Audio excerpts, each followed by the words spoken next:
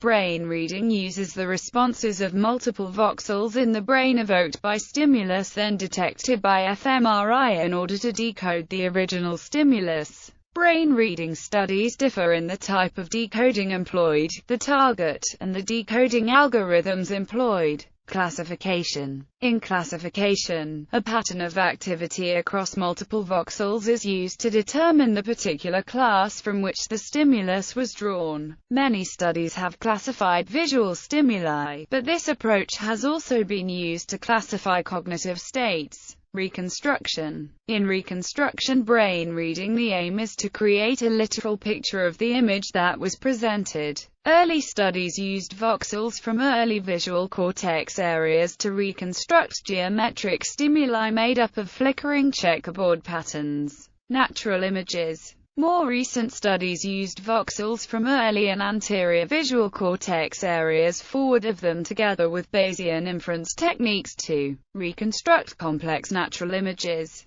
This brain reading approach uses three components: a structural encoding model that characterizes responses in early visual areas, a semantic encoding model that characterizes responses in anterior visual areas, and a Bayesian prior that describes the distribution of structural and semantic scene statistics. Experimentally, the procedure is for subjects to view 1750 black and white natural images that are correlated with voxel activation in their brains. Then subjects viewed another 120 novel target images, and information from the earlier scans is used to reconstruct them. Natural images used include pictures of a seaside cafe and harbor, performers on a stage, and dense foliage. Other types. It is possible to track which of two forms of rivalrous binocular illusions a person was subjectively experiencing from fMRI signals. The category of event which a person freely recalls can be identified from fMRI before they say what they remembered. It has also been shown that brain reading can be achieved in a complex virtual environment. Accuracy.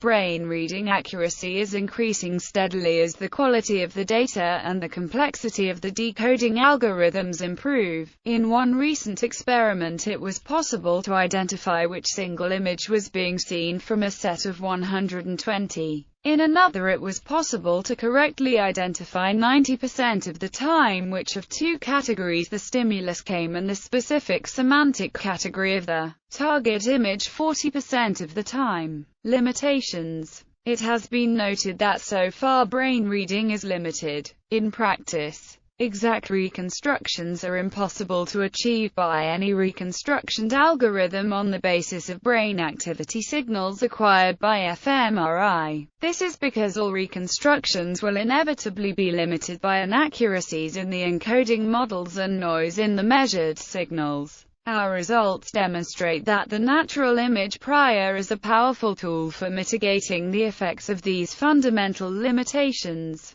A natural image prior with only 6 million images is sufficient to produce reconstructions that is structurally and semantically similar to a target image. Applications. Brain reading has been suggested as an alternative to polygraph machines as a form of lie detection. One neuroimaging method that has been proposed as a lie detector is Eeg Brain Fingerprinting, in which event-related potentials are supposedly used to determine whether a stimulus is familiar or unfamiliar. The inventor of brain fingerprinting, Lawrence Farwell, has attempted to demonstrate its use in a legal case, Harrington v. State of Iowa, although the state objected on the basis that the probes used by Farwell were too general for familiarity or unfamiliarity with them to prove innocence. Another alternative to polygraph machines is blood oxygenated level-dependent functional MRI technology. This technique involves the interpretation of the local change in the concentration of oxygenated hemoglobin in the brain. Although the relationship between this blood flow and neural activity is not yet completely understood, a number of concerns have been raised about the accuracy and ethical implications of brain reading for this purpose. Laboratory studies have found rates of accuracy of up to 85%. However, there are concerns about what this means for false positive results among non-criminal populations. If the prevalence of prevaricators in the group being examined is low, the test will yield far more false positive than true positive results. About 1 person in 5 will be incorrectly identified by the test. Ethical problems involved in the use of brain reading as lie detection include misapplications due to adoption of the technology before its reliability and validity can be properly assessed, and due to misunderstanding of the technology, and privacy concerns due to unprecedented access to individuals' private thoughts.